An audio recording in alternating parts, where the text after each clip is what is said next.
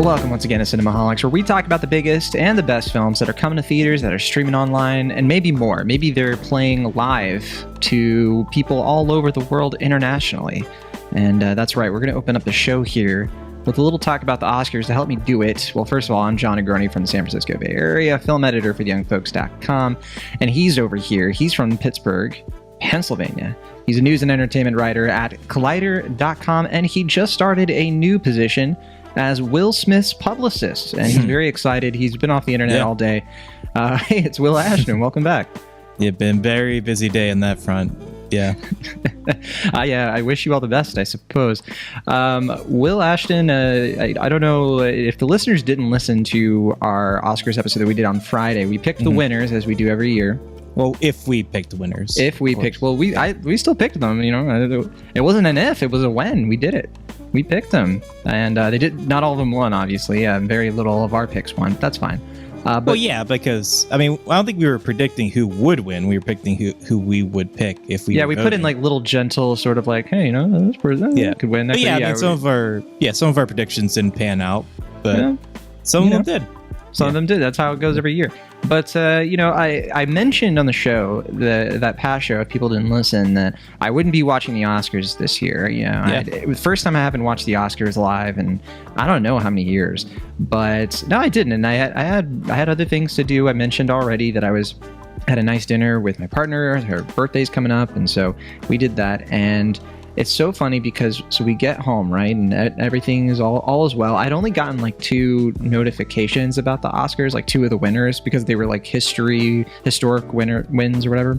So I didn't know anything. I had no idea what was going on. She was the one who came to me and was just like, she basically showed me the Will Smith like thing, but like through memes, basically, because she had just opened up Instagram and it was everywhere this moment. Apparently I missed one of the biggest WTF Oscars moments in like history. Is that of course? Yeah.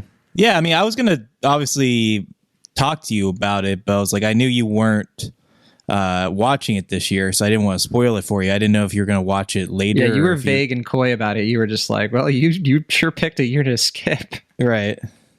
Yeah, because I was going to say, because I didn't want to be the one that spoiled that for you, because I wanted you to experience that moment with as much, sort of confusion and whatever the word would be as everyone else felt. I can't even imagine like watching it live because I just saw the image, right? Right. I didn't know any of the context. I didn't know what the joke Chris Rock had said. So for people who don't know, what happened was that Chris Rock was about to introduce the best documentary feature, and he was like making jokes. He joked about Javier Bardem and Penelope Cruz, and then he joked about Jada Pinkett Smith, who, you know, Will Smith is her husband, and he made a joke at her can't wait for G.I. Jane 2 because she's bald. She's been very open about how she has alopecia, and, you know, it's not a stylistic choice. She's bald because of that. I think it's a disease, right? Yeah.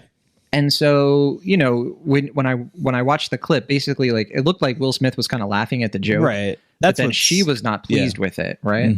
Yeah, that's a weird thing, is that when I watched it live, like, I mean, I could tell that she wasn't a fan of the joke. Yeah, she rolled her eyes. Why wouldn't she? It was a lame joke. I didn't like it. Right. But I didn't really chalk up much to Will Smith's reaction. So when this all happened, I kind of thought that he was upset as well at the moment. But like you said, rewatching the clip, he's clearly laughing, not like even fake laughing. Like he's like, hey, that's a pretty good joke.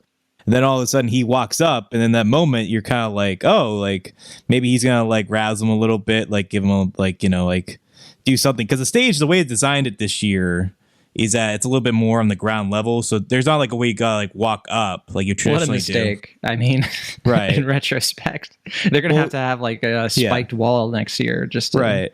But there's like usually like scaling steps you have to do. Like famously, Jennifer Lawrence fell on those when she accepted her Oscar. What a klutz! Right. But I mean, like there's usually kind of like a ascent you have to do. Whereas this year they made it like a flat. So it's like sort of like a runway model kind of thing.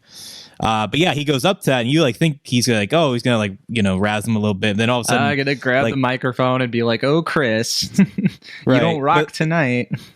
But at least on the American broadcast, there's like a freeze. And then like all of a sudden, like it's silent for a long time. And you can hear, or you don't hear, but you see Chris Rock is stunned, and you see Will Smith is like yelling something at him, but it's all censored on the broadcast. So right, you're like, obviously. what's happening? But not the international broadcast. Right. Well, yeah, but I'm talking about when I was watching it live with my roommate. The American, they censored it. Yeah, like there's like this long censor, and it's like, what's happening? Like, was this intentional? It doesn't seem like it's intentional because the swear, and there's like obviously like a pause in the room now, and you cut the audio comes back in. And it's Chris Rock being like, "This is the best Oscars ever," something along those lines. I don't remember exactly. This is the biggest Oscars moment in television history, or something like that. But yeah, it's just like watching. It's just like, what? Like clearly, there's like a pause. Like there's like a pause in the room. Like like there's like a sense of like, okay, the mood has shifted. Like there is tension in the room now, and I feel bad for Questlove because he gives like a very sincere and moving speech, but like everyone is just like checking their phones, being like, what just happened? Like what's going on? Like all this stuff. Yeah. Questlove won for Summer of Soul, which was a great win. Yeah, but yeah, I mean, and then Will Smith's speech, which I don't know if you've seen yet because you haven't watched the show, but no, I haven't. I heard snippets of it, or I read snippets of it, like what he said when he won Best Actor for King Richard, where he was just love makes you do crazy things, I think was what he said. Basically, yeah, he's like, love makes you do crazy things. He was kind of implying that he was still channeling Richard Williams and that he was like maybe even still in character, which is bizarre because like they shot that movie. Weird. Yeah, you had some time to think of a better excuse, dude. But no, I mean, he literally like, because I watched the Australian broadcast because that was floating around Twitter. The clip, you see him, the clip, and he's just like storming the stage, right? And like it's hard to tell if he's punching Chris Rock or slapping him. No, he slaps him like, and it's like kind of there like were people who thought it was a punch because of the angle. Yeah, right. But no, it's definitely a slap. There's a lot of photos of it now where he clearly like open arm slaps him in a way it's like meant to be a hit, but I can't tell if he was like holding back and like not wanting to hit him too hard or if he wanted it to be a more dramatic hit. It's kind of hard, or if like he just has he looks so self-satisfied. Like right after he looks so self-satisfied. Oh like yeah, he has a swagger. Suit, he's just like, I pulled that off, Right. Yeah, there's a swagger in his hubris, step. Right? Mm-hmm. So he goes to sit down and then he's yelling at Chris Rock. It's like, keep my wife's name out your effing mouth, Right. And so that's why the silence happened, right? Right. Like, they had to bleep him out.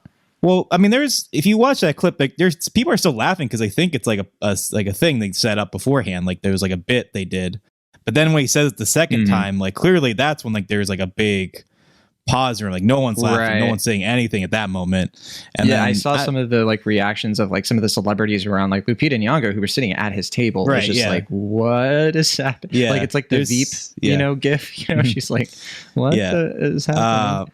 Yeah, though there are a couple reaction shots to that. I know Nicole Kidman has a pretty good reaction shot, but I saw like a collage and like everyone is just like confused and stunned. And then you see like Jason Bateman like like laughing, like I don't know if he just thought it was like still a bit, just like they really pulled this one off. But more like he's a horrible boss. But no, I was thinking too that like Chris Rock handled it pretty well. Like he looks, you can tell he's shaken up, but he takes it. And he's just like, what, dude? Like, it's a joke, He's like, it's a joke about G.I. Jane. And he says it again, like, keep her name out of your mouth. And then he's just like, I will now. And then he just kind of like stumbles into, but I can't imagine like what he must have been just like, what in the world is going on right now? Right. I mean, like I said, it's just a very bizarre turn of events because like you see only a few seconds before that Will Smith is laughing at the joke, like in not like an insincere way, and then all of a sudden he's like slap. Well, I mean, the fact that Will Smith slapped anybody is also fairly bizarre. Like I know there was like an incident with like a Men in Black 3 premiere where like a reporter kissed him and he like kind of like lightly smacked him, and that was like the only other time where like Will Smith like had like a altercation, because people like that's what I think is so shocking for people about this, that Will Smith, rightly or wrongly, people have this image that surely he's crafted over the years with Fresh Prince and stuff, where like he's kind of like the affable, lovable black guy who's like like he has good values and like he like people like I guess expected kind of a more squeaky clean sort of image with Will Smith, and the fact that like he did such a like outlandish sort of violent thing to Chris Rock, I think that's what people find so surprising about this whole incident. I found it surprising. Like, I mean, it's totally unacceptable. Like, so many things about this were messed up. First of all, like you know, him attacking this guy over a joke is just so beyond the pale. You know what I mean? Oh, yeah, it's just like there's no justification whatsoever to hit anybody, you know, over a joke like that. Especially like you're on TV, you're a role model. You like there is just so much wrong with that, right? And it's not. I mean, I get it. Like the joke's in poor taste, but yeah, that's pretty. Some of the people who are just sort of being like, I would have done that. It's just like, what in the world is wrong with you? Well, yeah, I mean, the big thing to point out is that there is history, I guess, with this where Will Smith, I forget what, or not Will Smith, Chris Rock hosted the Oscars in, was that like 2015? What year was it that he hosted? Was it 2016? I don't remember. It was quite a while ago, though. I mean, it was like the second time he had hosted because he had previously hosted, 2016, I think. Yeah, 2016. It was after the Oscar So White controversy. And I remember it was because he joked about Jada Pinkett Smith skipping the ceremony. Yeah, he was joking about how she was boycotting the ceremony, and he made like a reference how like she wouldn't be invited there anyway or something like that. And so I think that was potentially some of the history going on there with like there was already kind of bad blood between there and the Oscars where like I feel like I mean they're not exactly like I don't usually think of Will Smith and Chris Rock in the same sort of orbit, you know. It's like, you know, Chris Rock's a comedian. I don't think they've ever really worked together or there's not much overlap there. Sure, but I mean they are also two of the most prominent black male performers working today, so there's just like I assume they know each other because they're celebrities, but I'm just saying that like it's not like any feud or lack of is something that I had ever been like made aware of, you know. It's like, like drama between the two is never something that's hit my radar. But I mean, either way, it's just stupid, like what he did there. And also, you know, it's a little bit like, oh, did you do that to like put on a show for your wife or something? Like, that's what I'm thinking. Confused about it, right? Because that's why, like, I have to assume because he like was laughing at the joke only a few seconds before, so like why else? Unless I know I was partly wondering is like, oh, did it take him a minute to like get the joke? You know, like did he just sort of be like, because she hasn't been in a movie in a while, and then it like hit him? You know, that's what I don't know. Maybe it's probably being charitable. I don't know. I mean, I've heard that speculated, and I mean. I guess so, but I mean, like, I think she's done some stuff recently, right? Like, wasn't she just in the Matrix? Yeah. Resurrections, yeah. So I've heard some people say it was like that, or like the fact that she would audition for a role or something. I don't know. I mean, I think he was just genuinely laughing at the joke, got the dagger eyes from Jada, had to prove himself, especially because they have like this weird relationship right now. Not to get into like celebrity gossip stuff, but like they've been pretty open about like they're in an open relationship, seemingly more because Jada wants that than maybe Will. And I don't know if Will's just not in a good headspace right now, and like he's like kind of not really sure like if he's on solid ground with his marriage, and he kind of feels like because she's like his rock, if like that falls apart, if like you know, his personal well-being is going to shatter. I don't know. There's a lot of psychological stuff in here that I don't really feel comfortable diving into, but we're not qualified to delve into that whole stew, but clearly there's something going on that we're not fully privy to, I imagine. Right. Yeah. But what grinds me even further is that how in the world did they not remove him from the ceremony after that? They give it like, and I saw a headline that's like, oh, we strongly considered it. Like, don't strongly consider anything. Get him out of there. You assault somebody during your ceremony, you kick them out. Like, there have to be rules. I guess I don't feel as strongly about that, only because like Chris Rock didn't press charges. Like he seems to take, like I said, he took it very well. I think he just knows that he's going to get a lot of mileage. I think that's irrelevant. I don't care if he joked about it afterward. Sure. Like, it's still uncool and it's still a terrible precedent. And I think it's totally separated from Chris Rock's reaction to it. I think like you have somebody who gets up on stage, disturbs the ceremony, and attacks the host. You kick them out. They're lucky if they don't get charges pressed against him. I don't care if he's about to win an Oscar for Best Actor. What, Anthony Hopkins didn't get his last year live, so whatever. Yeah, well, I mean, at the end of the day, I mean, so much about this broadcast was ratings concerned over anything else, to the point where I feel like the show itself, I know you didn't watch it, but I heard it was pretty bad. It was not a good show, and it seemed like I heard the jokes weren't good. They cut, and like it was still longer than any ceremony since 2018, even though they cut out all of these awards that were like, it's stupid across the board.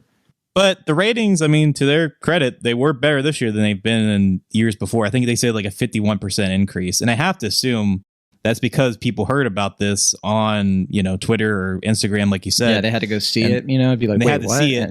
And I have to assume, like, if the producers are like, well, if we remove Will Smith from this, we're going to lose viewers. I mean, it's a very cynical way of looking at it, but I'm sure that's probably what was going through Yeah, I don't think you're far from the mark there, right? And yeah, it's just... Like what? Why does this happen so often with the Oscars? Between like it's just like every year there's something almost, and it's like escalating every year. It's kind of there was a couple years there where it seemed like the 2020 Parasite one. There was no real issue there, right? I guess not. I mean, I'd have to think. I mean, let's not forget the year before we had the infamous Melissa McCarthy's dress. That thing was Melissa McCarthy. That was a headline. Dress? I don't know what you're talking about. Yeah, you remember that thing being the size of like a mansion? I'm being facetious. No. That wasn't an actual story. It was just kind of funny. I don't know what.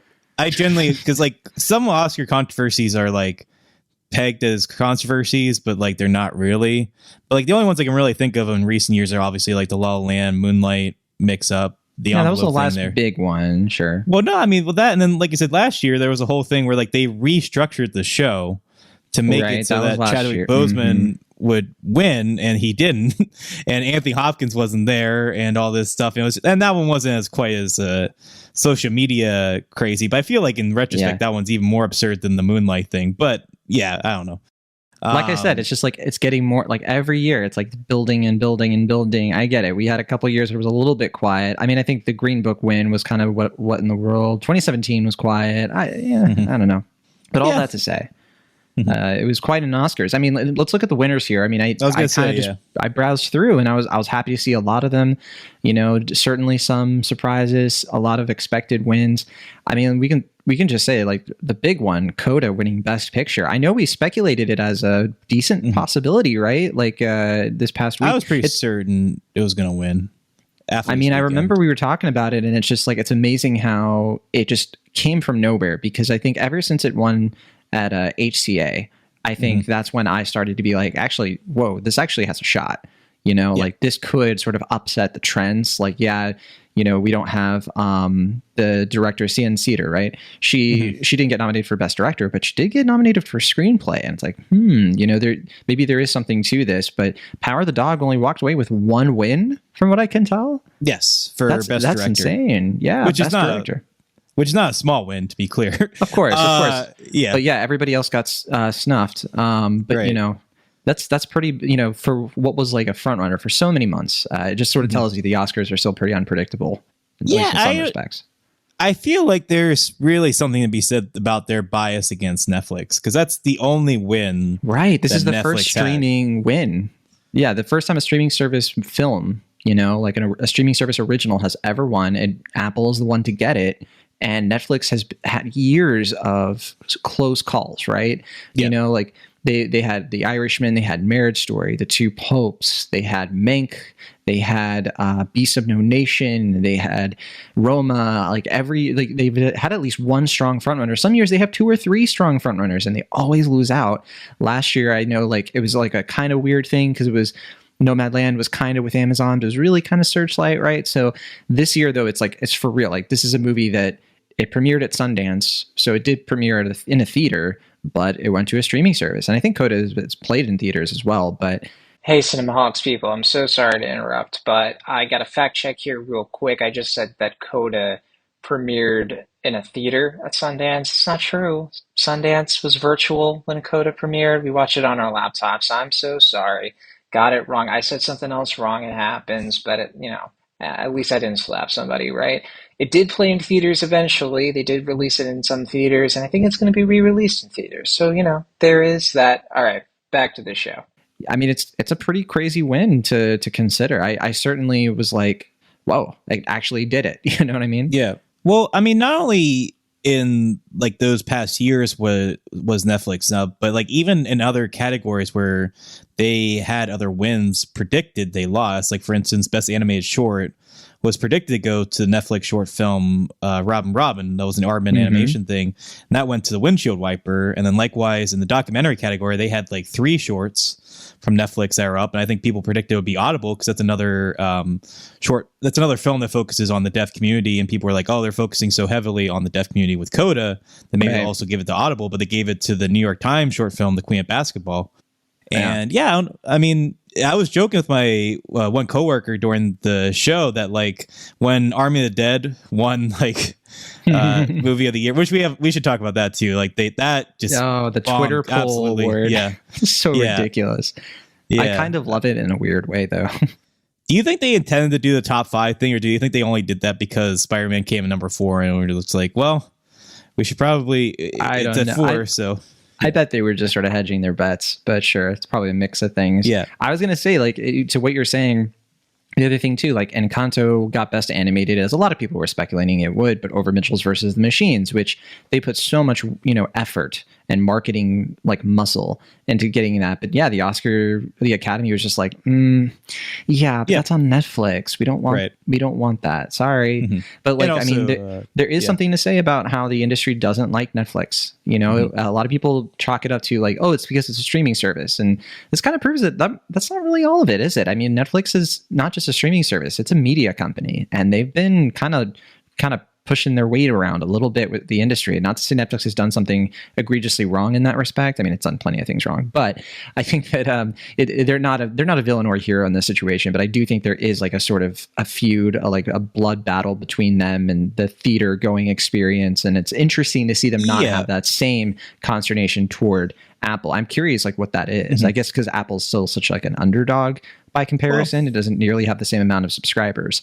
Yeah, I mean, I think Apple was smart about it because if they were looking to make this a awards contender from the get-go, like they gave it a fairly quiet release in theaters over this past summer when they acquired it from Sundance a year prior. But I mean, like they, really pushed the marketing, in time account, like leading up to like the final voting days, they were like really adamant about Coda, like pushing it in all these different ways. But I think they weren't doing so in a way it's like, oh, this is like content on our service. Like they were really championing, like this is a movie that really showcases the deaf community in a major, meaningful way and all this stuff. And I feel like with Netflix, there's this, even though they keep trying to prove themselves like, oh, look, we're celebrating important filmmakers, or we're giving these auteur filmmakers a chance to make these important works, they still parade themselves as they're making content over features. And I think that's where the stigma is coming in, where, people in the Academy still look at it and it's just like, yeah, but you're still making content at heart. Like you're not making motion pictures, you're not making films. And I think that's where the difference is. I don't know for sure. Like I haven't talked to the Academy or anything like that. That's a good theory, though. I mean, I do think that it's probably a mix of that, and it's a mix of like Netflix is seen as like a TV channel when like their movies are like TV movies that occasionally you have like the big hits that should be in theaters. Whereas, and I honestly, I can't really talk about Apple for obvious reasons. Full disclosure, I work for Apple. I don't work for TV Plus or anything like that. I didn't work on Coda. I don't have any connection to it. But I'm not going to speculate anyway, just because I just want to avoid all that tricky stuff. But I do think, very lightly to say, there is something to how different their models are. And I think people should pay close attention to how streaming services in general are going to be moving forward. Like we recently saw aren't there like 2 streaming services that are merging pretty soon? Discovery and what was it, Paramount Plus? Is that true? I did not hear about this. Let me double check that I have the right streaming. I know it's Discovery Plus and another streaming service are going to be merging. And I think, we've been predicting this for years. Like this is inevitable just because. Sure. It's going to be HBO Max and Discovery Plus are going to be combined. Okay. Yeah, which makes a lot of sense because like the bundles are the future, right? You can't have so many of these things. It's not viable. Well, I mean, they're just following cable then, right? Because like there's a whole thing with cable bundles where it's like you get that's one way to look at it, right? Right. But I think I would pay attention though to, I mean, the way that Apple's doing it, but then the way that Netflix is trying to introduce games now. Netflix is trying to become more than like just streaming content. They're trying to, well, you can stream games too, but I think they're trying to be like a bigger media company, something that has a diversification of entertainment and things that it sells. Because if it's just a streaming service, it's just that easy to drop it, right? So I don't know. All that to say, back to the Oscar stuff. I do think that it was an interesting year in terms of who won, but I think there were some boring wins here too.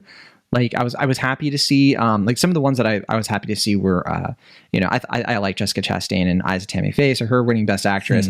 I was like, oh, that's nice. I know you weren't the biggest fan of that. Yeah, I would have preferred if Penelope Cruz won, I think, or even Kristen Stewart. I think that would have been a more Kristen Stewart would have been the right choice, yeah. But, I still think it was a good performance, and I'm happy for Jessica Chastain because I think she's tremendous. And I mean, a lot of those actresses are really great, so it was not a bad scenario. I'm just worried that she's going to take the wrong lessons from this win and do big showier performance where I think those are not her best work. I think she does better when she's kind of doing smaller and more character focused films. I don't know. Did Netflix get anything? Because I don't think Don't Look Up got anything, right? Well, that's what I was saying, was that Power of the Dog winning Best Director was literally the only win for Lost Netflix. Daughter didn't get anything. Nope. Wow. And I think honestly, the reason I think that Power of the Dog won Best Director was, I don't know why it didn't beat Paul Thomas Anderson, but I mean, just looking at I'm sure a lot of people loved Spielberg, but he's won however many times before. I don't really know how the Academy felt about Drive My Car, to be honest. I'm hoping they liked it because they gave it Best International Feature. But I don't know if they were wowed enough to give it Best Director. But, Jane Campion has proven herself however many times at this point. I think she is well respected in the industry, and everyone was just she, has been doing great work constantly. And obviously Coda wasn't nominated in that category. Neither was Dune, which, Dune was cleaning up throughout the night. Clearly, like you as predicted, won all these technical awards, even though most of those were before the broadcast or taped before the broadcast. The fact that those two movies were not eligible for Best Director, I think really helped Jane Campion out as far as her winning this award. Yeah, absolutely. Yeah. And I just looked up because I was curious, Spielberg's been nominated a lot. He's been nominated 19 times for across Best Director, Best Picture and stuff. He only has 3 wins. And I think only one of those is Best Director. So Schindler's List, he won for. Oh, no, he's won twice. So Schindler's List, he won Best Director, and Saving Private Ryan, he's won Best Director. So this would have been his 3rd. That's still obviously the Academy's he's won before. It was a very competitive year in a lot of these categories. I was happy to see Drive My Car won Best International. Ariana DeBose, I think we predicted was going to get Best Supporting. Troy Kotzer for Best Supporting as well. He had a great speech. I had a chance to watch the speech, and I thought it was really moving. Yeah, that was probably the best speech. Though the most captivating was probably Will Smith one, just for the absurdity of it. But yeah, I think in terms of best speech, I was bummed that Dos Orejitas didn't win Best Original Song, but No Time to Die was a great song as well, so I was happy to see that. Billie Eilish on her way. Oh yeah, I was happy about that. I was happy about that for sure. Yeah. And then I saw that Belfast won Best Original Screenplay, so I'm sure that wrinkles your feathers. No, that was embarrassing. Yeah, over PTA and Worst Person in the World. I was just happy it wasn't Don't Look Up. But man, sure. What an embarrassment. Yeah. And then Dune swept the technicals. So, almost all of them. It didn't win costume or makeup or anything like those two, but everything else it cleaned up, which I think was expected, right? So all in all, it was definitely an interesting night. I'm certainly, I think I'm still processing it because I just can't believe any of this. What in the who punches? You didn't even watch slaps? Yeah, you didn't even watch it, so it's probably even more surreal for you because you're seeing this all through clips and after the fact, right? So, watching it during the broadcast was just in the moment surreal. It was. Yeah, I mean, I don't think Coda should have won Best Picture, but I do kind of feel bad for everything that won after that, because literally everyone was just thinking about that slap. And it's just like, it kind of just undermined, you know, like I think Questlove, you know, well-deserved win for Summer of Soul, and I thought he gave a very lovely speech as well, and I felt bad that like his moment was being overshadowed by this, you know, weird violent altercation that just happened moments before. But yeah, I don't know. I mean, I think things played out mostly as I expected. Outside, like as far as like the wins themselves, not obviously the broadcast, but yeah. I mean, I think the wins themselves played out mostly as I anticipated. Like I said, a little bit more Dune heavy than I think I initially anticipated, but you were obviously expecting that, and I knew it was going to win a lot of technicals, but I didn't expect it to win like editing and things like that. So, like, yeah, I mean, the fact that Power of the Dog got shut out was fairly surprising, but not necessarily shocking at the same time. I mean, I was sad to see that Flea got shut out. You know, it was in so many categories. You know, I think it was like the first film ever, right, to be nominated for Best Animated, Best Documentary, and Best International. That's the first. And there were some movies here that didn't really win anything. Like Licorice Pizza didn't get anything, huh? And it's like, nope. Dang, that's pretty sad. You know, it's like one of the best movies of the year. Like easily a level above everything else that was nominated for Best Picture, at least in, I guess, our opinion. But other stuff did get awards, and you know, that's how it goes with the Oscars. I guess I didn't miss much, but I also missed quite a bit at the same time. Yeah, I mean, like I said, like the broadcast itself was just really a mess, to be honest. Like, it's so clear that the Academy or the people involved with it from a production standpoint were so openly trying to favor sensationalism and not really caring about film itself, just trying to create a lot of viral moments. And ironically, the one viral moment they created was completely out of their control.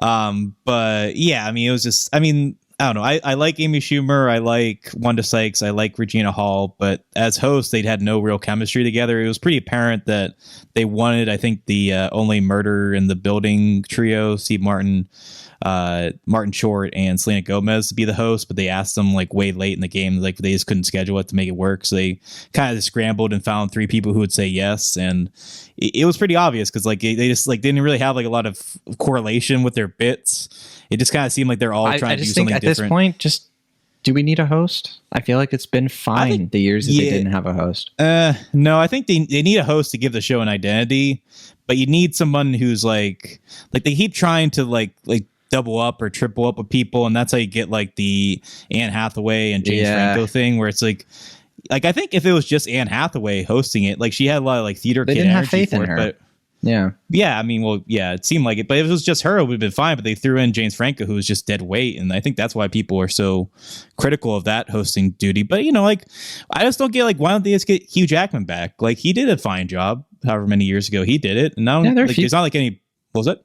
Yeah, there are a few people who've done a great job, you know, and they just never bring him back for some reason. It's like, oh, but if they're Billy Crystal, they can do it like 20, 30 times. Yeah, that's strange. Billy Crystal.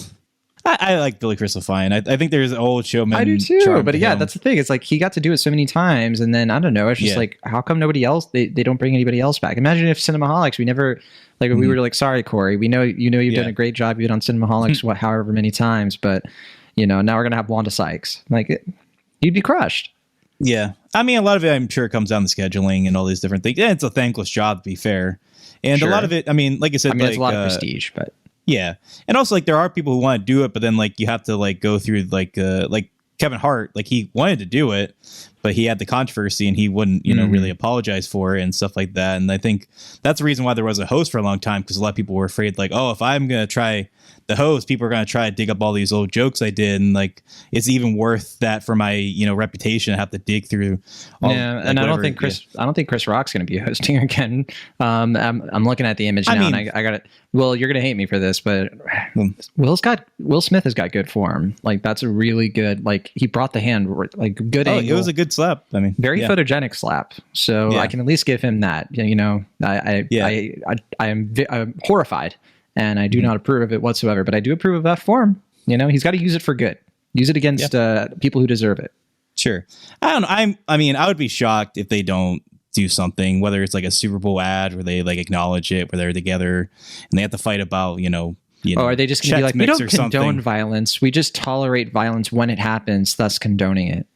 Or they'll have Right? they'll come back for like they'll present Best Actor together or something next year. Like instead of it just being Will Smith, they'll be Will Smith and Chris Rock. They're gonna do something where they come back together and they're gonna like kind of jokingly acknowledge it and they're gonna hug or something. So lame. I just Sure, don't but- understand how they think people are so dumb. Like, how in the world can you actively you condone violence? You let it happen and you don't do anything about it, and there are no consequences, and then you have the gall to say the next day, oh, we don't condone violence of any kind. Like, yes, you do, you liars. Like, it's very, very just. I think you take more offense to it than I do because, like, you love a bloodbath. You're a big WWE No, it's not that I love fan. a bloodbath. It's just that no one seriously got hurt from this, as far as I know. Like, Are it's you not sure like, though? Right? Like, I don't want to like overstate it, but I do think like for Chris Rock, that's. I don't know. Like, I could imagine that being traumatizing. Like, we don't know, but like. maybe, but can you imagine like that happening to you? Like, I mean, that's like unless he says psychologically. otherwise. Yeah. I mean, I said, he hasn't pressed charges. He hasn't said anything like against it. He took it pretty well. I mean, unless he said, I mean, if he says otherwise, I'll change my tune. But for that's the thing. I don't think he has to say anything, because like how he deals with it is how he deals with it. But I'm just saying, like, I think an act like that, like doing something like that to somebody else, it can shake a person, you know, deep down. Like, even if they don't show it, even if they say it's okay, I don't think that's relevant. Sometimes you bury that stuff for your own. There are incentives to do that, you know. Yeah. And so that's what's got me going. So I'll call up Chris up after this recording. I'll make sure he's okay. Check in. I mean, I think it could have got a lot worse. Like, Chris, he clearly held himself back from like saying any more jokes. He didn't like fall down and like, like start bleeding or anything like that. Yeah, he didn't do a pro soccer move, you know. Sure. I don't know. I mean, for the time being, like I said, we're recording this the day after it happened. Who knows what's going to happen in the future? Maybe he'll say like, oh, this was actually, like you said, like a really traumatizing incident for me and all this stuff. But for the time being, I think he's just going to get a lot of mileage out of this. And I mean, I'm more curious to see what's going to happen with Will Smith's career after this. I think Chris Rock's going to be totally fine, but I mean, like I said, maybe he won't be. I don't know, but I think for now, maybe Chris Rock's career will be fine. But yeah, I'm just worried about the guy on a personal level. Not that I know him, but with Will Smith, I'm just kind of like, man, you need to take so many steps back and keep your whatever is going on with you and your wife, keep that away from other people. Especially like, I'm just saying, like, there's some red flags here that I'm a little concerned about. But like we said earlier, we don't have to pry further on that. That's their business. Sure. Well, that's the Oscars. I guess we can move into our actual review this week, because we have a big one to talk about. A movie that opened this weekend called The Lost City. Now, listeners of the show who've been around the block, they've been listening to us for a while. They're like, John, well, you already reviewed a movie called The Lost City, didn't you? And in 2017, I remember it starred Charlie Hunnam. It starred Robert Pattinson and Tom Holland. It was a great review. You and Will did a great job. Well, I wasn't there for that one. That was my first one I missed.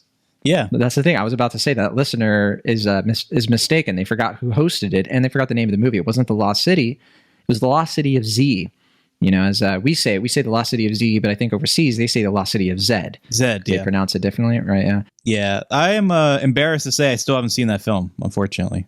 Well, it's not one of those movies where I'm just like, Will, what are you doing? You're letting everybody down. Like, it's a nice enough film. It's not a landmark film. Oh no, I've heard it's really good. I loved. Yeah. I loved that Ad Astra, the film James Gray made afterwards. I'm really excited for Armageddon Time, but for some reason I didn't get. I think it was because I missed it in theaters because I wasn't there for the review for whatever reason. But I vaguely remember. I think you were on a road trip for It Ain't Ogre Till It's Ogre. I vaguely remember that. Yeah, I was visiting my college hometown with Matt, and we recorded on the. I guess that was that weekend. Yeah, I think so. Yeah. So I mean, that was a lovely trip. But I do miss the chance. Wouldn't trade it for anything. But I do miss the chance of having seen Lost City of Z in theaters. But we gotta live with the choices we make. Well, it's kind of funny because I don't remember The Lost City of Z having a lot of like pop culture, awareness. Like, oh yeah, people will know what that is. People know that movie. People saw it. I think some people are aware of it, but like you can ask, 100 people on the street, maybe one person will know what that movie is. Like, that's my guess. So it's kind of interesting that this movie kind of jokes with, or it's sort of a joke on the title of it, because as you're watching it, they have like a pun where this movie stars Sandra Bullock as a romance novelist. She's really I guess an archaeologist, historical person, but she uses her romance adventure novels to sort of like get that content across. Like she dresses up like her actual passion, which is history. And she writes a book or publishes a book called The Lost City of D. Obviously, like she says, it's like, oh, D stands for, this like lost art or whatever. But everyone's like, no, it stands for, what, right? Because it's a romance novel with lots of sex. There's a character named Dash. There are a lot of things that D is doing. Will Ashton, wouldn't you agree? But I think one of the things you said to me when you watched this is like, you wish that they had kept the title, The Lost City of D. Oh, for this. Yes, they should have. Yeah. I disagree. Why do you disagree? I disagree because it's from a marketing standpoint. Yes, it would have been fun, but I think people would have gotten the wrong impression of this movie, wouldn't they? They'd see if you see a movie called The Lost City of D, you're either going to think that it's smut. So it's just going to be like, oh, this is going to be like super steamy. There's going to be a lot of nudity. There's going to be a lot of sex scenes and stuff like that. Or you're going to think that it's a full-on parody, right? You're going to think it's like, oh, this is satirizing adventure movies like in a very like over-the-top way, like scary movie, like that kind of thing. So I think they made the right call here, actually, because I don't think that title would have worked. I gotta disagree because I think Lost City on its own is just a horribly generic title. And I think it's if you okay. put Lost City of D, then it's much more memorable. It's memorable, but again, I think that people would not have watched it. I mean, even fewer. I mean, it actually had a decent opening weekend. Yeah, I actually want to say. Yeah, I guess I'm the one who wins this round of argument. Because I was going to say you put so Sandra you think Bullock, it would have doubled its money if it. Yeah, if you put Channing Tatum in a movie called The Lost City of D, you think people aren't going to show up to see that? I think a lot of people wouldn't. I think a lot of people would be like, I would never. Do you see how many people showed up to see Magic Mike? I think that's different. I think Magic Mike had a stronger marketing campaign, and I think that was something. It's a better movie too. You know what? I agree with you there. Yeah. But let's talk about this Lost City. Our debate about the title aside, like I said before, it's a romantic action adventure comedy. This is one of my favorite genres of films. It's that kind of film. It's got the swashbuckling, like we're going to the jungle, like Raiders of the Lost Ark, even stuff that's not quite the jungle, but close enough, right? So I'm thinking of movies like The Princess Bride and Romancing the Stone, like just these over-the-top adventurous movies. I love that stuff. I'll even give a pass to a movie like Jungle Cruise because it has like that kind of flair. As flawed as that movie is, I got plenty out of it. Yeah, you love a movie that can be described as swashbuckling. I do. That's the word. It's like, is this swashbuckling enough? Do I need to buckle up swashly for this movie? And that's how I process it. But this is This is directed by the Nee brothers, so Adam and Aaron Nee. Were you familiar with this filmmaking duo before? I had never seen their other films. I heard about Band of Robbers. That's the previous film they made, right? Yeah, that's a 2015 film. They've also done some TV stuff. Are they New Zealand based? Are they Australian? I thought they were American, but I would not. Okay. I don't know them well enough to be like, well, for sure. I know that they were supposed to be doing a Masters of the Universe movie. Yeah, I mean, I know Band of Robbers kind of got a comparison. It got good comparisons to Hunt for the Wilder People. I think it had kind of like that vibe. So I thought they were also Australian, but you might be right. I think the one thing I remember, they did a Run the Jewels music video that I remember being pretty good, if I recall correctly. Didn't know that. Yeah. Fun stuff. But yeah, this is their first like major project, and they kind of have with this movie. I mentioned Sandra Bullock is in it, right? We also have Oscar Nunez, so it's a little bit of a reunion of The Proposal. I don't know if you watched The Proposal and or liked it. Yeah, because this was going to be a reunion, right? That's what I just said. Yeah. And it's kind of got the same spirit of that film. We don't have Ryan Reynolds as the love interest, but we do have Channing Tatum, and it's another kind of thing where like Sandra Bullock, she produces movies where she's just like, you know what, I'm gonna, my love interest is gonna be a younger man, and I am here for it. I love that she has that power. I don't know if we've seen her really in a film in a while, right? Like, I know we had The Unforgivable last year. but I didn't watch that. And then I think before Right. that was Bird Box, right? Right. Yeah, it's been a while since she's been in a theatrical film. I think the last one she did in theaters was Ocean's 8. Ocean's 8, yeah. Same year as Bird Box, technically, but certainly Right. not. Yeah, because she did Ocean's 8. She also did Our Brand is Crisis a few years before that. Oh, Like she yeah. kept having like big gaps. Her last movie I remember that was like a big movie, like a movie that was, had a lot of buzz that like a lot of people saw that was not Bird Box, I guess, like not a streaming thing, was Gravity, which is almost a decade ago, right? Yeah, I mean, And I'm not counting Minions because like she was just a voice actor in that. Yeah, I mean, that was the same year as The Heat, which I mean, I think she's great in Gravity. I think The Heat is kind of a terrible film, but I think people really just like Sandra Bullock. Can you say it? Yeah, people really like Sandra Bullock, which is I do understandable. too. Yeah, I mean, yeah, she's a good actress. She makes a lot of rom-coms. She's wonderful. She's great. She's great in I almost said rom-coms. You got me doing it. I think, when the proposal came out and I thought people were kind of down on that movie at first. Like people were sort of just like, this is terrible. This is not a good movie. I remember really liking it. And I remember being like, you know what, this is what the people like. This is something that's going to scratch an itch for people. And I remember watching it with friends. I remember I had lots of people see it, like still watch it to this day. And it's a very watchable, nice movie. And I think she's one of the big reasons why. So I don't know. I think Sandra Bullock, not an underrated actor or anything like that. She's certainly got plenty of praise and people love her, but an actor that I wish was doing more things more regularly. But I like that she's producing here because I think she has a good eye for like cinematic risk taking. This is not the kind of movie you would typically see, right, in theaters. This is not the kind of movie that a studio like Paramount would have the courage to put the money into. But it's funny because I watched this with my partner, and she had actually like read an article about this, and so she told me, she's like, actually, it looks like Sandra Bullock was the one who championed this movie and convinced the studio to give it a real budget and to actually go for it, like this premise.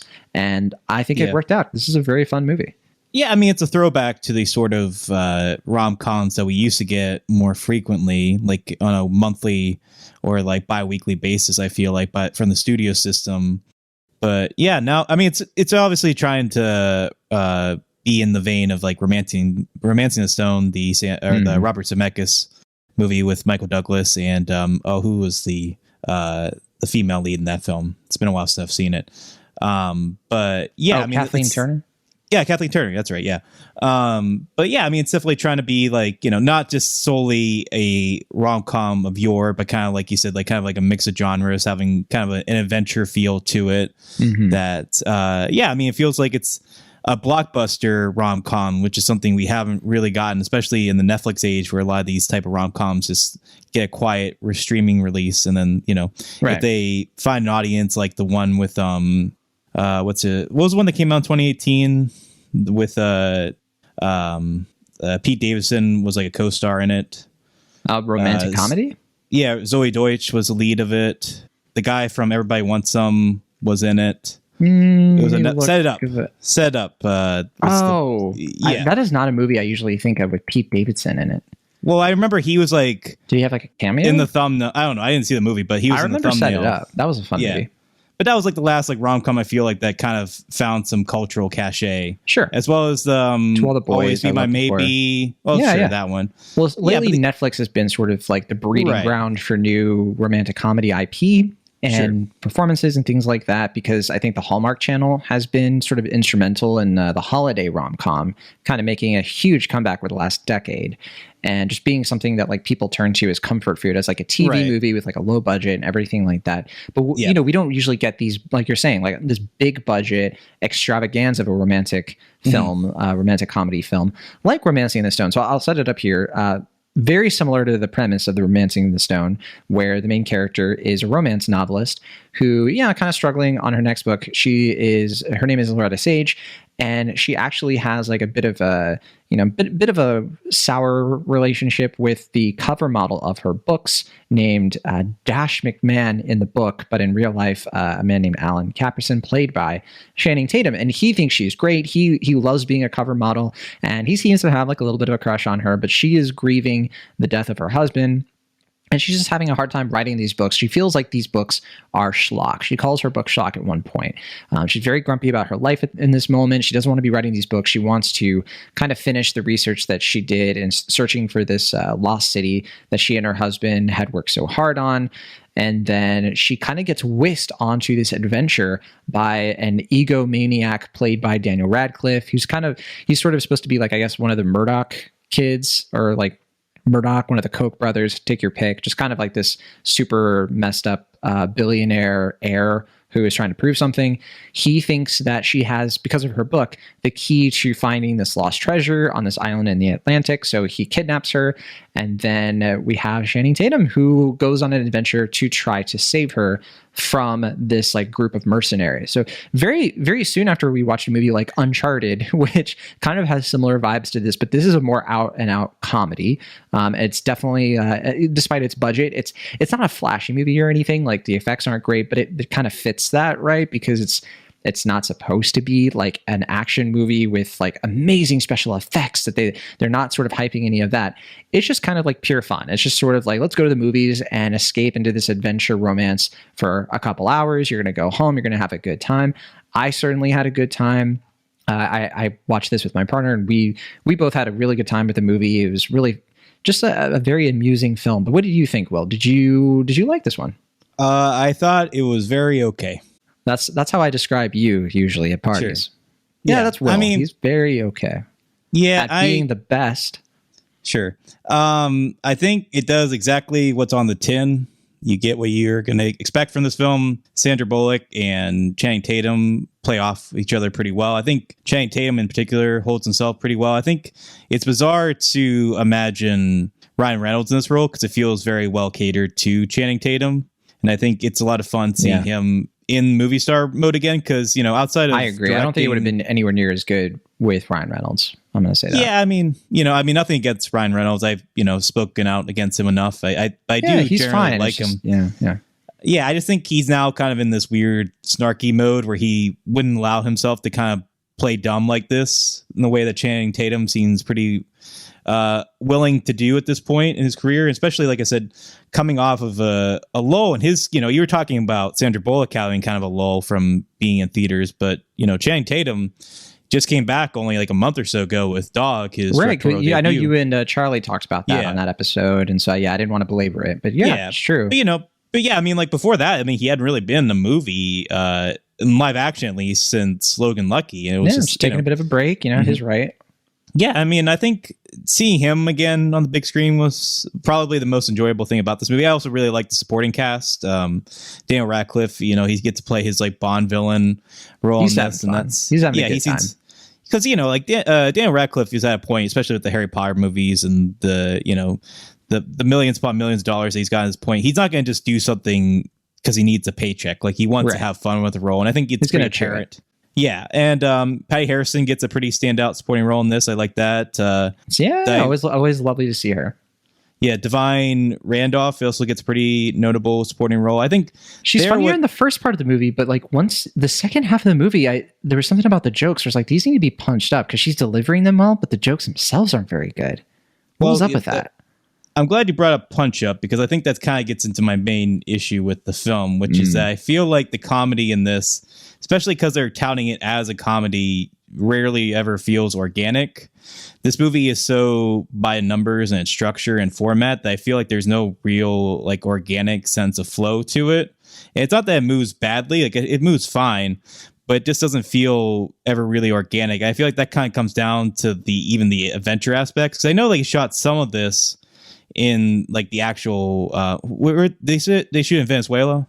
It looks like let's see here. I think I have it right here. They shot it in the Dominican Republic. Oh, they shot this in the Dominican Republic. Yeah.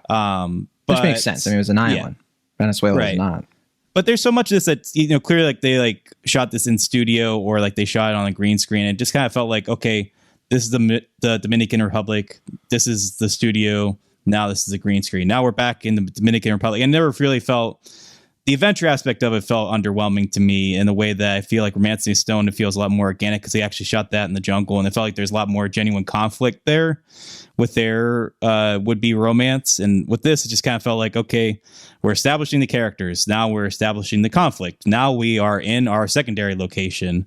Now we get the starry cameo, but he's not going to be here for long because we need the two stars to be together, and they're not going to get along. But, oh, maybe you can't really judge a book by its cover. And I was hoping it would be more subversive in that respect because, like, it is so adamantly, like, going against that like idea of like you can't, life isn't a romance novel and all this stuff, but it is playing out exactly as people expect. So it's like, what are we really doing here? Well, you know what, well, Ashton, I will say this much. This movie did sort of anger me, but also impress me at the same time. When you mentioned it right there, like, you know, like I like to write like little pithy letterbox reviews for the movies that I watch. It's a pastime of mine. And, you know, I did that for The Lost City. I sat down and I was like, oh, yeah, I'm going to, like, I think I was like 30 minutes into this movie. I was like, oh, yeah, my letterbox review is going to be don't judge a book by its cover model. And I was so proud of myself. I was like, that's a good one. That's going to get the people laughing. And then the movie has the audacity, the sadistic, sick audacity, the gall to just say that line out loud. Literally just right there, halfway through the film. Sandra Bullock utters that. And you know what? That's when I was like, this movie has outsmarted me. It's bested me. Therefore, I'm going to have to say it's the best movie of 2022, and just on those grounds. Okay. Yeah. But yeah, no, I think this is a very, very fun movie. I mean, I get what you're saying. It's certainly not a movie that I want to hype up too much. I don't want people to go into this being like, man, this is going to be a laugh a minute. It's not. Mm-hmm. It does fall short as a comedy in quite a few places. Like it's weird. Like there are times when the jokes really work, but none of them are like gut busting funny. And then a lot of the time they're not even like regularly funny. So I'll go there. I think that Oscar Nunez in this, like, I think he's funny in The Proposal, right? He's funny in The Office. In this movie, he's not very funny. Like, I don't know. There was just something kind of weird. Like the whole section of the film with him and Divine. Yeah. Mm-hmm. Yeah. No, I actually thought he was one of the better aspects of this film. Really? Like, I thought it was kind of picking up when he came into the foil. So yeah. I'll have to disagree. My favorite thing about this movie is a sequence involving Channing Tatum and a cameo that I'm not going to give away because it's very fun. I mean, I think it's easy. It's in the trailer. It's in the trailer, and it's also on the poster, I guess. But yeah, you can say it if you just want. Just in case. I mean, yeah, whatever. I get not spoiling it, but you can say it at the same time. Fine, okay, I'll say it. You know, just Brad Pitt shows up in this movie, and he gets to have like this really fun sequence, and I'm just. That was fun. That was probably the peak of the movie for me. It was just like this sort of escape attempt and like all this stuff going on with him as like this Navy SEAL who I guess is also in the CIA. It was like, that was a little unclear to me, but yeah, no, like him and Channing Tatum, like I think to what you're saying about how the movie moves, I think one of the reasons the movie works on an emotional level for me is that the central joke is that Channing Tatum looks gorgeous. He looks like he's got big muscles, but he's also sort of, you know, calm down. Yeah, I'll stop sweating. But no, he's also like not a fighter. He's not like this. He's not the adventurer from the book. Like he's not the sort of like genius, you know, he can stop anybody kind of guy. But in that respect, I think that like this movie's about his journey of like how he wants to be, you know, at least close to that. He wants to be a hero. And like watching him go on that journey is, I think, very entertaining. And it's a fun central premise, I think.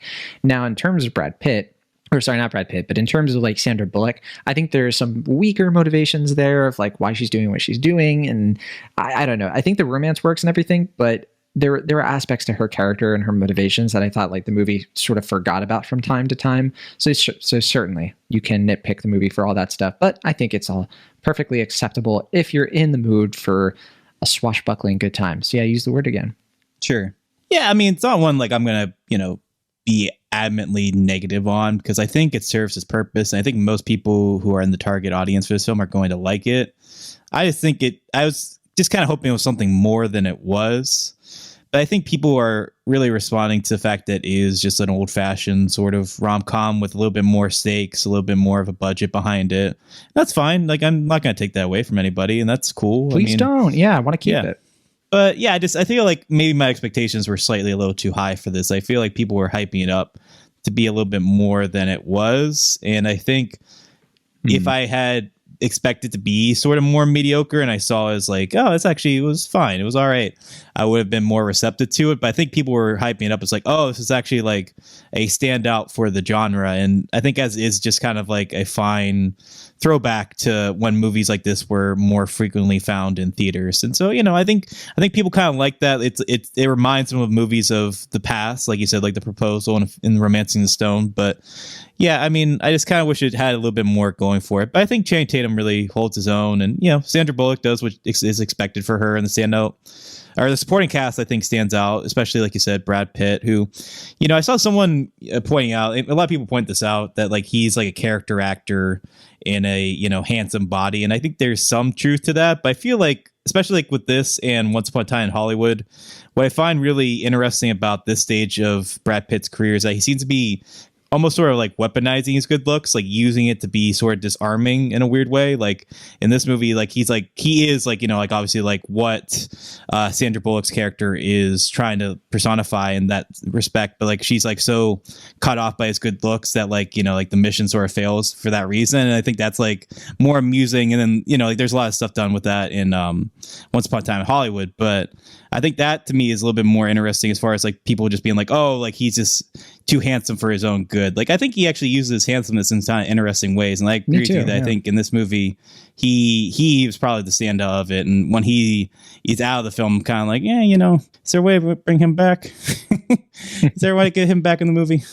You know what? And this is a success for Paramount right when they need it. This is their second biggest opening film since during the COVID pandemic. It's right next to A Quiet Place Part 2. And is this bigger that's than, great to see. Bigger than Jackass Forever? It is. And oh, okay. I mean, it grossed about, looks like $34 million in its opening weekend. That's what's reported as of today when we're recording this. Now, I do want to play the Rotten Tomatoes game, but here's the issue, Ashen. Okay. Rotten Tomatoes is down right now. Oh, yeah? I know. Yeah, it's down. It's been acting up all morning. And so I've kind of had a feeling this is going to happen. Fortunately, there is a reported RT score that we can work off of. We don't have the audience score, but we do have the average rating at least. And we have the cinema score. So we're going to run through it. It looks like Rotten Tomatoes is up for me. It's up for you because I've been trying to access it. You want to do it backwards this time? Do you want to guess the Rotten Tomatoes score? I don't know if that would be okay, though, because I'm looking at the reported, which I don't know if it's still accurate. It could still be accurate. So I've already seen. Actually, you know what? You are right. It does look like I wasn't scrolling down because I didn't want to see the score, but it does look like it's just like an ad and then like some random things. Oh, maybe it is down. Right. Like you can access the site, but like you can't see anything on it at the moment. Yeah, that's literally what I'm seeing, if you go to the Velocity like page, it says that there's no score. So we can just go off of the critical response. Maybe next time, Will, you'll get to get me on the spot. Oh, and that'll be a day indeed. Yeah, I forgot to mention two things I wanted to say before we jump into the Rotten Tomatoes game. One, I misspoke. I was thinking of the film Get Duped from a few years ago, and that was, I think, from a New Zealand filmmaker. They did the Out of Sight music video. I was getting Get Duped and Band of Robbers mixed up, so that was my fault. I apologize. I misspoke. No problem. There. Got that cleared right up. Two, can I just talk about how weird the soundtrack for this movie is? Is it that weird? Yeah, because like you introduce Brad Pitt with like the Handsome Family song, like the theme song, The True Detective, and then you play like Nick Cave's Red Right Hand, like the Scream theme song while he's like murdering. You think it's weird? I thought it was weird. I thought it was really weird. I thought it was like other fun. Songs. I don't know. I just thought they picked some really random choices. Like I thought the soundtrack guy was just like kind of picking at random on shuffle. He just had like his own iPod. Yeah, he was just like, what did I listen to this morning on the way to work? That was fair enough, I guess. It didn't bother me too much, but I get what you're saying. But I thought that that music actually like fit the mood. I guess like for a lot of people who don't know that context, they'll just be like music. I think the music was done by Pinar Toprak, I'm seeing, who has done Captain Marvel and Lightkeepers. Is that who did the score? Yeah. Okay, I don't remember the score soundtrack. too well. Yeah, I was gonna say I don't remember the score too well, so I guess it's not too much of a compliment or criticism. But I don't know. But all right, let's play the Rotten Tomatoes game, or we'll try to. It won't be as it won't be as like in real time as we usually do. We usually look at the live score when we record, but no, we're gonna look at what it was reported on when it had 143 reviews counted. I'm sure it's higher than that at this point. But yeah, Will Ashton, what do you think the critic score is for The Lost City? I'm going to go with 84%. You are off just by 8 points there. It is 76%. It's a little bit lower, which, yeah, I don't remember it being in the 80s when I first saw the reviews coming in. It might have been that high at some point. Were you thinking that like critics were, because, you know, you saw that first wave was pretty positive? Yeah. I just remember like South by Southwest, people were really responding to this film. They were. Well, hey, that's the hype. You know, you're in Austin, Texas. You're eating good barbecue. It's easy to grade a movie that way, huh? Yeah, you're getting COVID. Yeah. Okay. What do you think the average rating for it is on Rotten Tomatoes? I don't have the audience score, unfortunately, but we can go. We have the average rating right now. I think audiences are probably pretty high on this. Probably going to say like 86%. No, I'm saying the average rating. I'm saying we don't have the audience score. So we got to do the average rating out of 10. Probably like 3 out of 5. It's out of 10. Oh, out of 10. Sorry. 6.5 out of 10. Okay. It's 6.3. Okay. Considering how long it took us to get there, that's actually pretty impressive. You were that close. I know we don't usually do the average rating. All right. What about cinema score? What do you think the folks in Vegas? Do you think they were in for the adventure? Yeah, they probably gave it like a B+ or something. Yep, B+ exactly. You've got them pegged. You know them pretty well at this point. And then we'll finish out with Letterboxd. This one's out of 5. I'm gonna say 3.2. Hey, spot on. I think that's the third time you've gotten the Letterboxd straight on in a row. I'm a little concerned for your brain. It must be working overtime. Yeah. It only has 10,000 watches on Letterboxd. So yeah, it looks like audiences are seeing this, but folks who use Letterboxd aren't, I guess. That's why I thought Jackass Forever was doing better, because I see a lot of people log that movie, but I haven't seen too many people log Lost City so far. Let's finish the show out with a review of 7 Days. Now, this is one that we actually got to kind of squeeze in toward, the end of the week here. And I'm kind of happy we did, because I was telling Will, I was like, you know what, we haven't done kind of just like a low-key indie that we both have watched and we're both reviewing in quite a while. And this is a movie that it premiered at the Tribeca Film Festival last June. And I remember hearing about it. I remember hearing that it was kind of nice. And so we both checked it out very recently. It's technically a romantic comedy. I think it's more of like a romantic dramedy, but depends on the way you like to describe things, I guess. I like to think we're doing 2 rom-coms this week. Yeah, you just want to keep it clean, sure. But one rom-com is like we said, a blockbuster, a rarity for the genre now. Like a movie that like the studio went behind it, clearly put a lot of money, put A-list stars at the forefront, and even in the supporting cast. And then we have 7 Days, which is a much smaller film. It's a little bit more contained. Even you could even say a bottle film, a bottle episode of a film. Yeah. So this movie, it was directed by Roshan Sethi. This is his first film, his directorial debut. He co-wrote the screenplay with one of the co-stars, Karan Soni. Karan Soni, and I might not be pronouncing that correctly. You might recognize him. He played the character Dopinder in Deadpool. And Deadpool 2, I guess he showed up in there, I want to say. Yeah. He's an Indian-American actor and comedian. Seen him in, I think like commercials as well. He co-stars in this film, very small cast, but the main 2 characters we see for most of the film are him and Geraldine Viswanathan, who we've seen her in quite a few things popping up over the last few years. She was in one of her last like major roles was Bad Education. Back in 2020. Yeah. She was quite good in Hala. I think that was like an Apple film that premiered at Sundance.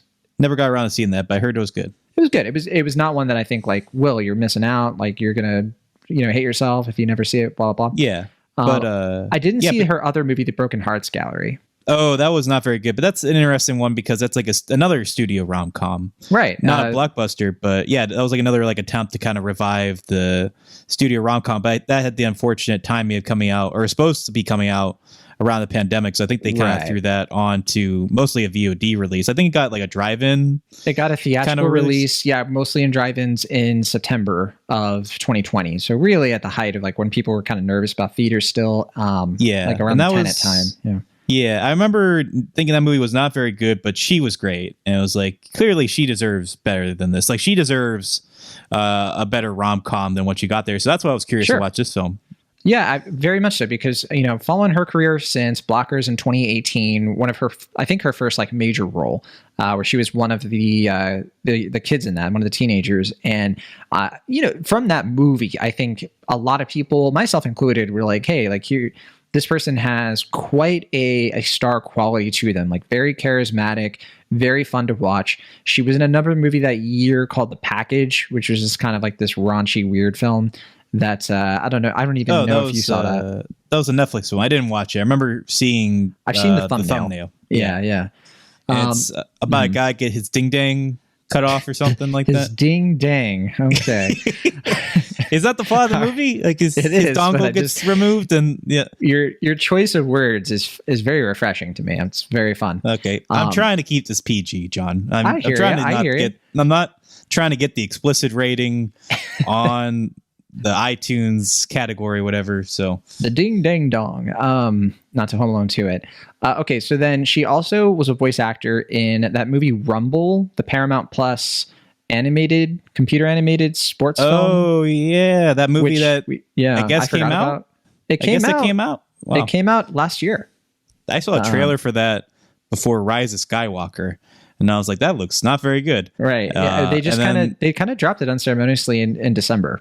Yeah, because I was I think I saw a trailer for that before, like Ron's Gone Wrong or something. One of the animated movies. Yeah, probably. We covered on the show, and I was like, that still hasn't come out. And then they just kind of just dumped it on Paramount Plus. Right. Yeah. Yeah. Which I don't know if it's good or not. I think the Rotten Tomato score. We don't have time to play the game, but I think it was like in the middle, like 40s or 50s. So like not supposed to be terrible or anything, but just pretty average, right? But she voiced a character in that. So she has a lot of stuff coming around. Her next big project is Cat Person, which is based on the short story from 2017 that was quite a bit of a shakeup of a story, especially in the years that followed and like some of the controversy that came out of it. I think we're gonna have a fun conversation about that movie when it comes out. It stars Emilia Jones, who just got her Coda win, right? I was gonna say, is she the lead in that, or was she just playing? No, co-star. Yeah, she co-stars. Emilia Jones and Nicholas Braun are the two main characters of the film. Okay, well, that's gonna be a spicy conversation, I guess. I assume so. But we can talk about the TV stuff. I know you're more familiar with her TV work on Miracle Workers, right? Yes, which also stars Karan Soni. Am I pronouncing that right? It could be Karan. I'm not sure. Karan Soni. Okay. We apologize as usual for not knowing. Yeah, I apologize. I'm just generally bad name. So, but yeah, I mean, I know they are on that show together and they work together very well. And that was another reason why I was very excited to see this film. Mm-hmm. We also have Mark Duplass, who just has a voice role. This is a Duplass Brothers Productions film, which is one of the other reasons I was like, I usually go to bat for the Duplass Brothers Productions films. Sure. I usually find them charming. Yeah, and they tend to do better about making movies about and during the pandemic, it seems, at least based on this film. Right. Well, they did another one pretty recently, right? The Language Lessons. Language Lessons, which I thought was quite good. Yeah, I like that movie. It kind of got a quiet release last year, but we saw that South by the previous year, and we both liked that. Yeah, quite good. And this is another COVID movie. It was definitely more COVID centric than I was expecting.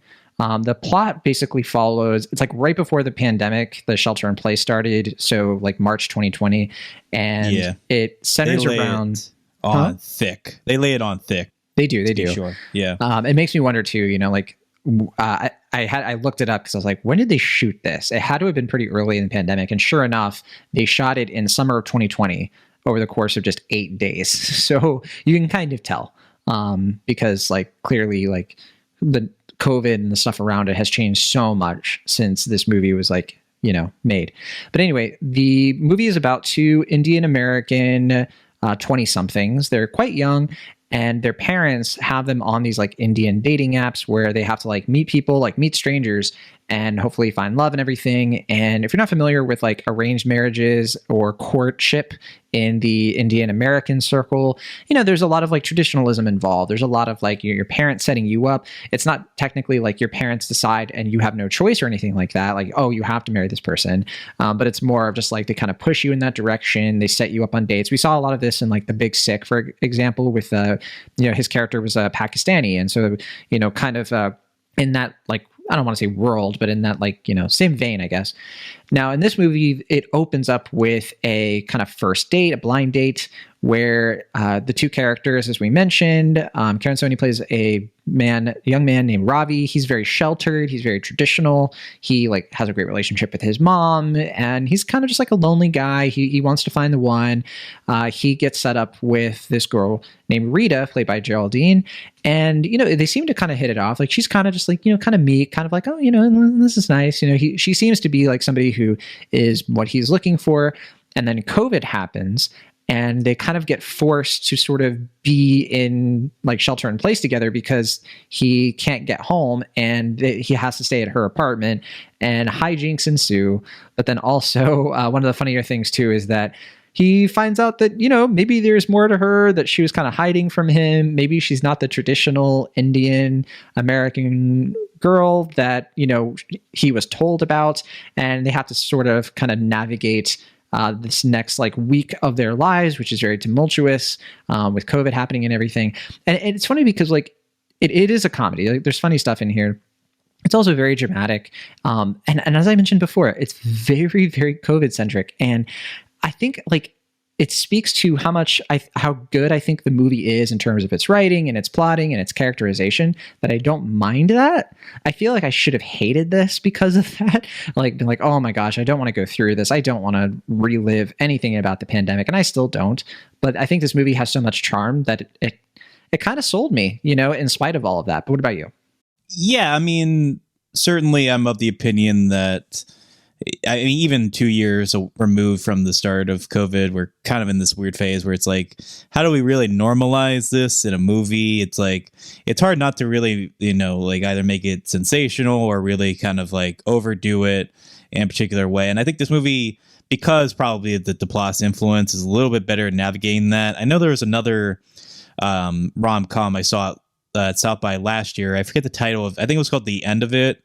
It was a BuzzFeed produced rom-com. It had a very sort of similar premise to this, where they really leaned in heavily into the COVID-ness and like all the different things that happened. And that movie I felt didn't really work because it was so focused on the COVID thing that they didn't really make the characters stand out in any particular way. And I think this it has a lot of that stuff, but I think it doesn't become quite as annoying because it's really more about establishing their characteristics while it's all happening.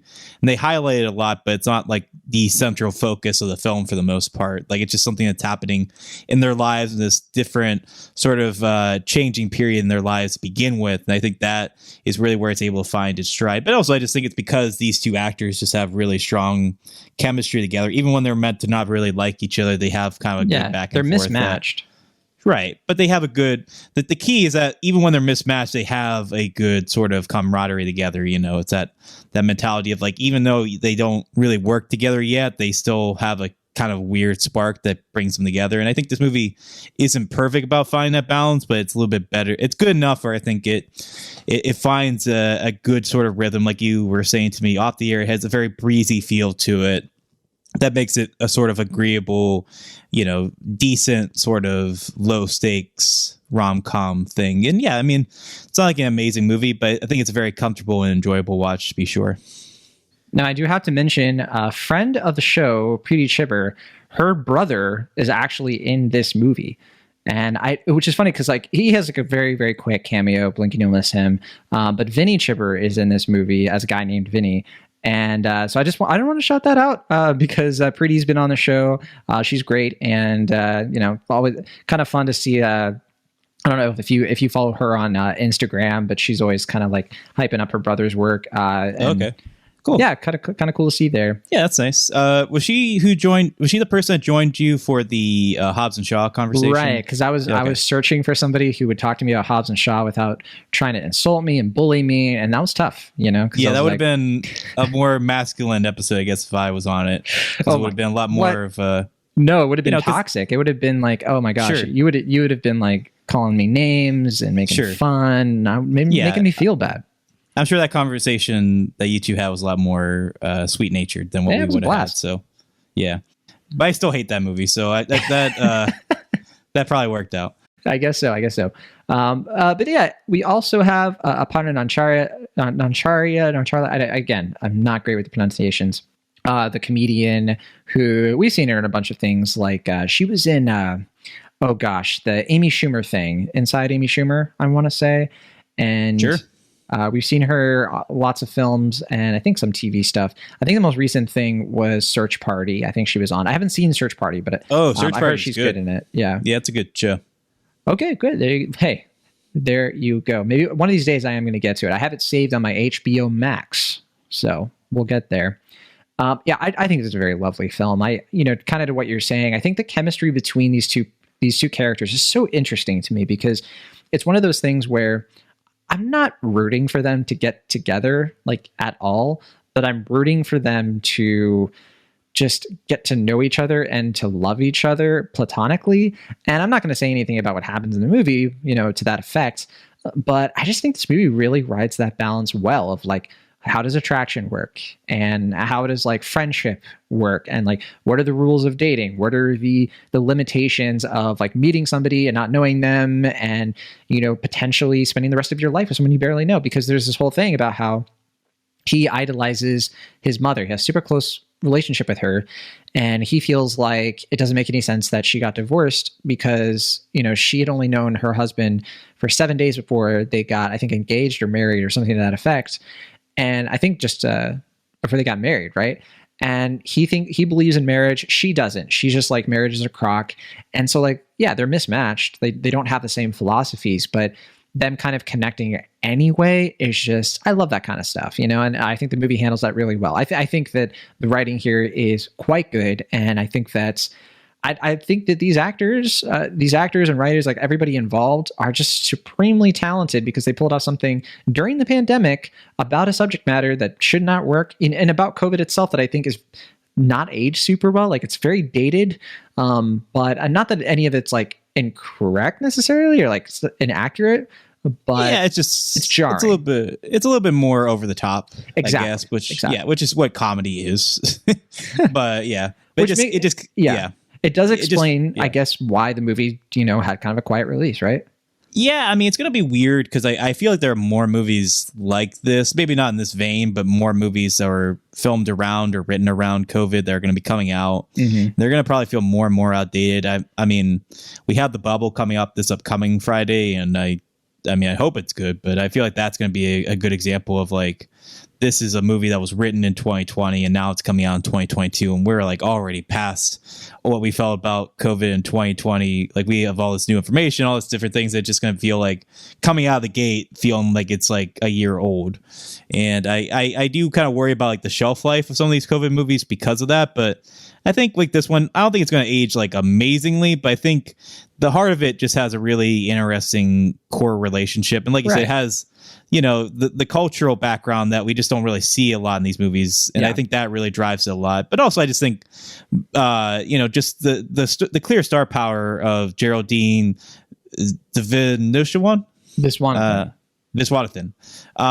is just so apparent. And I think, I already said this to you, and for some reason you thought this was an insult, but I think she has an amazing American accent. Like I never really even think about how she's Australian when she speaks. Like, true. I mean, I think she has a very natural American accent. And I didn't say it was an insult. Yeah, well, you were just like, you thought it might have been an insult. I thought you were teeing up to be like, but, and I was like, no, you need to be nice.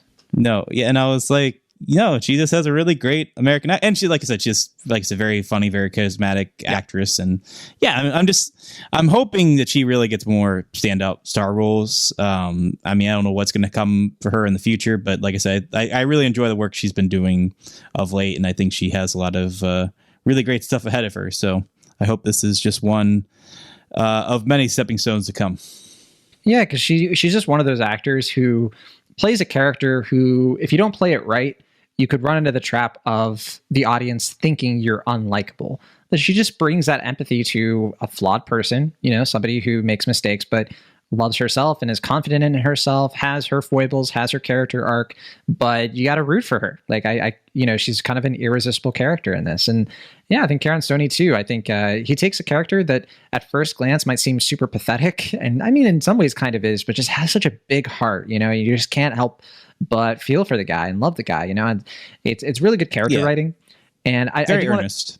Is very earnest. And yeah, I do think that, what keeps this film, I think, for greatness or anything, I guess it's the fact that when it does get to the COVID stuff, it gets away from, I think, the more interesting things going on in this film about the subtleties of, the traditional dating lifestyle. And, it uses the pandemic to its advantages, sure. But I think like a movie like The Pink Cloud, for example, that kind of explores something similar, but certainly much more heightened and surreal and dark. I think that movie is, it's going to hit certainly in a more lasting way. It's going to stick with you more because it's fully committing to its theme. It's fully sort of trying to like really get you into a dark sort of mode. And this movie doesn't really attempt that and doesn't need to. Yeah. I think it's just its own thing, I guess, in that way. Yeah. I mean, I think that nails it because like you said, The Pink Cloud is a movie that, it wasn't made during COVID, it just happened to come out around the time, but it just captured that mood in a way that felt, fairly focused and a lot more true to life. Whereas a lot of movies like this, where they're trying to go with the like semi-comedic approach, it can be a little bit, I don't know. It's not like being flippant about it, but it just kind of feels like they're just trying to like really strain to find the humor in something that, was pretty traumatic and devastating. You could do that certainly, but you kind of have to do it, pretty directly. And like movies like this, or what are some of the other COVID comedies we've gotten? Well, I was about to say, memorable. Well, there's Recovery, which I think is just pure funny. It's funny right, without, I actually think it's a very funny movie. It's one of the funniest movies of last year. Just saying. Wow, okay. Yeah, but, like you were a lot stronger than I was, but I feel like I'm kind of about the same. Maybe I like this one a little bit more. Oh, this one has a little bit more of a heart to it, but I will say like, this is so much better than something like Lockdown. Like it really is. Like, and it proves Lockdown was awful. Yeah, it proves that like Lockdown, like the problem with that movie was not that it was about COVID stuff or that it had COVID stuff in it. Like that's not the issue with that movie. It was the fact that it was just bad. Like it was just not a well-written film. It was not a film made with, I think, passion and like a story that they really wanted to tell. They just felt obligated to make a buck off of the current events. Yeah. Right, which when you do that, it feels very opportunistic, and so I think, that's I think probably my favorite COVID film that's like been in the COVID realm is probably I'm Fine, Thanks for Asking. I just think that movie, it was pretty good. I think what I like about that movie over a lot of these other ones is that it has the COVID stuff in it, but it focuses on I think a more big picture, like undercurrent of like what people like were really going through during that time in a much more serious but also light touching way. So that's a movie that probably sticks with me the most. You didn't see Zeros and Ones, right? Didn't see which one? Zeros and Ones, the Abel Ferrara movie. No, I didn't see that. Okay, that's probably the COVID movie that's stuck with me more than most, but I know you haven't seen it. I'm itching to see it because I love Abel Ferrara.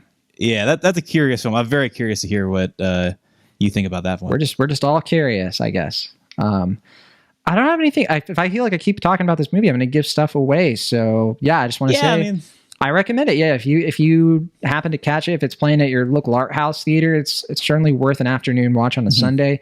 If you check this out on streaming, it's also a good choice. It's quite good, quite nice. Yeah, it'll make a lovely Hulu watch later down the road. Whenever you think it'll hit Hulu? Probably Hulu. Where else would it go? Netflix, HBO Max? I'm not sure. Paramount Plus? This is Cinedigm, and for the Duplass brothers, I guess it depends, huh? Because where did language lessons go? Did that go to Hulu? Went to Hulu? Yeah, I think that went to Hulu. Yeah, maybe they'll keep that trend going because they did. Horse Girl was Netflix, and then Creep. Where was that? I think Creep was just like in theaters, or maybe it was VOD. Maybe it'll go into Amazon Prime. Who knows? Who knows? It'll end up somewhere. If you happen to catch it, might be worth a look. Yeah, I mean, I wish I had more to say about both these films, but I think they're just both kind of fine. I think this one's better for sure, but yeah, they're both, they're they do what they set out to do. Some a little bit better than others. I prefer this approach, certainly. But yeah, they're both. If you're looking for something nice and comedic and romantic, you can certainly do worse than either of these films. And it won Best First Feature at the Independent Spirit Awards. So it did get something this past award season. Okay. All right. Well, let's play the Rotten Tomatoes game. Now, I do have the reported. I'm checking Rotten Tomatoes, see is it going to work? And I don't think it's going to work, Will Ashton. So I guess we'll have to make do with what we have here. But that's all right. We'll do what we can. Sure. Yeah. So, yeah. We have, well, let me give you a little bit of heads. We got 40 reviews counted. Yeah. So we can guess the RT score and we can guess the weighted average out of 10. But yeah, what do you think the RT score is? I am going to say 73%. It's a little bit higher, Will Ashton. A little bit higher. It's 83%. Wow. Okay. Yeah, it's doing well with critics. They like it. How about that? Were you expecting that they'd be like, no thanks, COVID, hate it?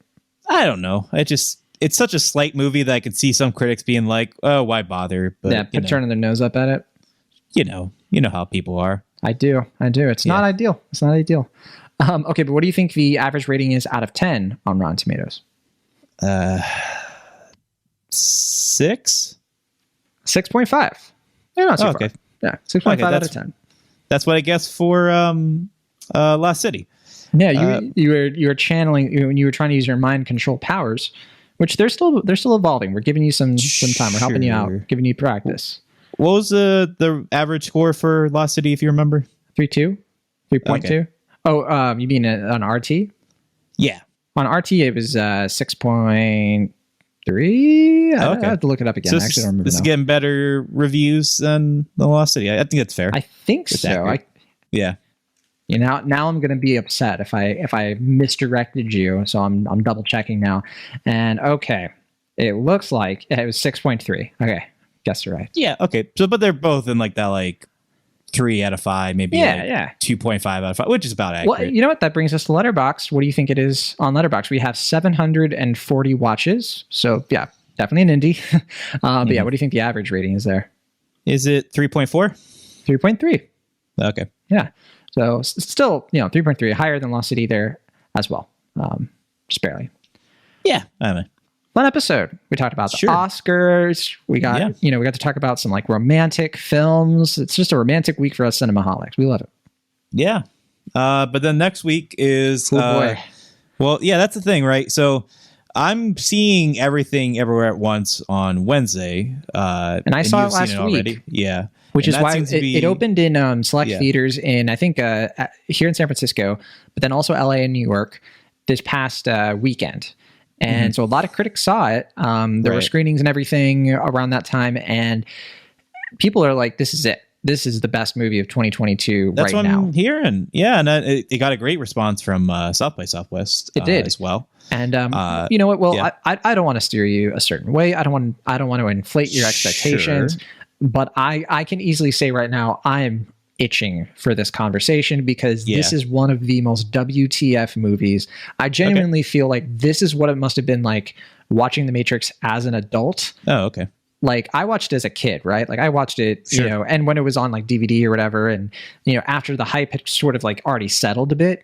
Yeah, bullet time was commonplace in society and all that stuff. Right, we knew what was going on with all that. All that stuff had sort of permeated.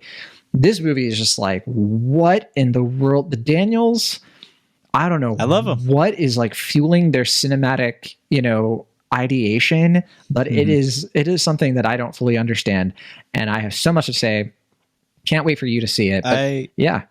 I mean, I loved Swiss Army Man. That was my favorite movie of 2016. I'm very excited to see what they're doing together with their follow-up. So I'm hoping I love it, and I think I'm seeing it at the IMAX.